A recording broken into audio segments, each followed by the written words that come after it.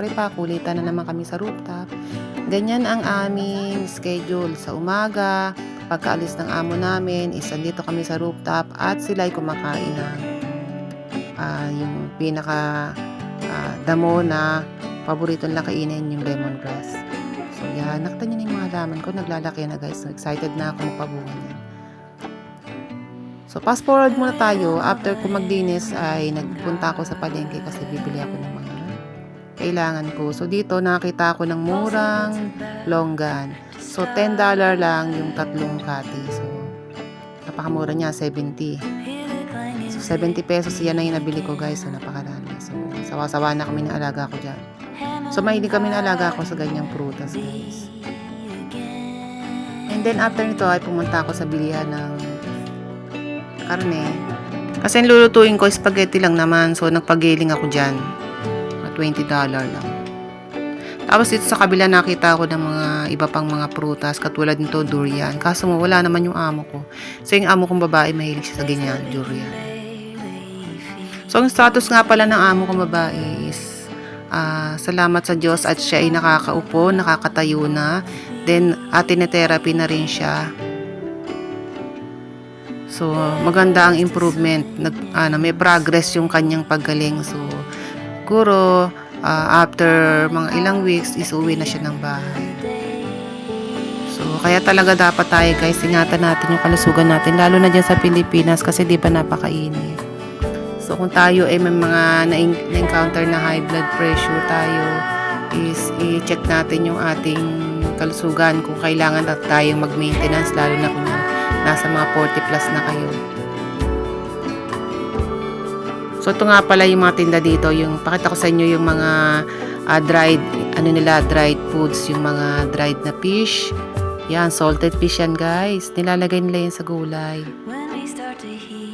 So isang beses lang ako nakapagluto niyan kasi hindi ko gusto. Nilagay namin sa gulay na ginisa. Napakaalat yan guys. As in para talaga siyang burong isda. So dito naman yung nagmamahala nilang mga dried na na mga cucumber. Lipat muna tayo dito sa bilihan ng mga cake. So syempre pa, bubusugin ko lang mata ko kasi ayaw ko naman kumain yan kahit naman affordable naman yung presyo. Hindi man tayo pwedeng kumain ng matamis kasi hanggat maaari yung diet natin is inaano na rin natin. Mini-maintain na rin natin yung mga healthy lifestyle natin. So, yan. Bubusugin ko na lang yung mata ko. So, kayo, ganun din. So, yan pala yung sabi ko ng mga mahal na mga dito. Dried na ang tawag nila dyan guys ay yung sa tiyan ng isda. Alam nyo ba, yung tiyan ng isda, dinadry nila yan guys. Alimutan kong tawag eh.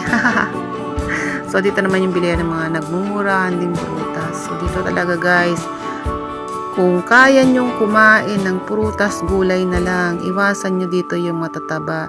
Pag kayo nasa Hong Kong, yun ang gawin nyo. Kung madamot yung amo nyo, pumili kayo ng prutas, gulay, napakamura lang naman yun ang kainin nyo.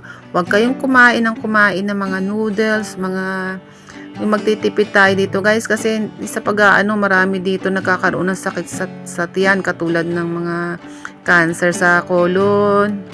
Ano pa yung mga talagang alam mo na yung mga sakit na nakukuha sa mga kinakain. Yun, cancer sa bituka, yun, ganun. So, magtataka ka naman guys, kunyari ilang buwan pa lang o ilang taon lang dito tapos magkakaroon ng ganun sakit. So, alam ko sa kinakain yun kaya ingat tayo. So dito, pumasyal din ako sa bilihan ng mga isda. Isa lang yung pwesto dito ng mga bilihan ng mga isda. Pero hindi ko gusto yung mga isda nila dito actually. So yan, tingnan nyo na lang. Makita nyo, diba? Meron dyang abalone. Yung abalone yung mahal, diba guys? Dito, mura lang yan. 50, isang tumpo. Imagine yung 50 rin, 350. Mga 10 piraso na. O dito naman yung bilihan din ng mga luto ng mga manok, duck, goose. Goose yata yun yung isa. Basta yung mga wild duck yan. Tapos, yan naman, meron na namang bilihan ng mga prutas. So, dito pupunta ako sa grocery kasi may bibili ako dyan. Bibili ako ng macaroni na inaalmusal ni Kulit. Minsan, tinatanghalian din na yan. Kasi mahilig si Kulit ko sa sopas guys. So, yan. Yan ako nabili. Tatang nyo. Mura yung mga, dyan, yung mga bigas. Kung pwede nga lang pauwi ng bigas sa atin. Sobrang bigat naman. So, yan ang binili ko sa kanya. Tapos, bumili na rin ako ng marshmallow kasi mahilig siya sa ganyan. Okay lang naman yan. Hindi naman sobrang tabi sa marshmallow. Tapos, ito yon yung aking paboritong dessert. So, dito uwi na ako. Nag-isip pa ako ng bibilin. So, everyday ganyan ang trabaho ko. Kung tutusin, pwede naman ako mamili ng bigla. Nga lang kasi syempre guys, diba? Wala nga akong kasama sa bahay. Tapos, magtitigil sa bahay. Nabuburyong naman ako. Yung ginagawa ko, everyday talaga nalabas ako para mamili. So, dito naman bibili ako ng gatas kasi naubos na yung gatas ni Kulit. So, dati, apat-apat yung binibili ko nung nasa bahay pa si amo kong babae kasi magamit din siya sa gatas Kalagay siya sa kape niya. Tapos, nagawa sila ng mga dessert. So, ngayon, dalawa lang binili ko kasi nga si Kulit lang naman. Tatay niya, hindi rin naman naglalagay ng gatas. Tapos, ako minsan na din ako ng gatas. So, yan. Din ako nabili sa HKTV mo. So, ang ginagamit ko dyan ay card. Kasi, pinaprovide ni amo ko yun, nilalagyan niya yun. So, fast forward na tayo. Ito na yung kinagabihan. So, nagluto ako ng spaghetti sa aming dalawa ni Kulit. Kasi nga, yung amo kong lalaki, after niya magpunta ng office, ay diretso na siya sa ospital para darawin ng kanyang sawa. So, yung amo kong babae. And then, nagluto lang ako ng spaghetti.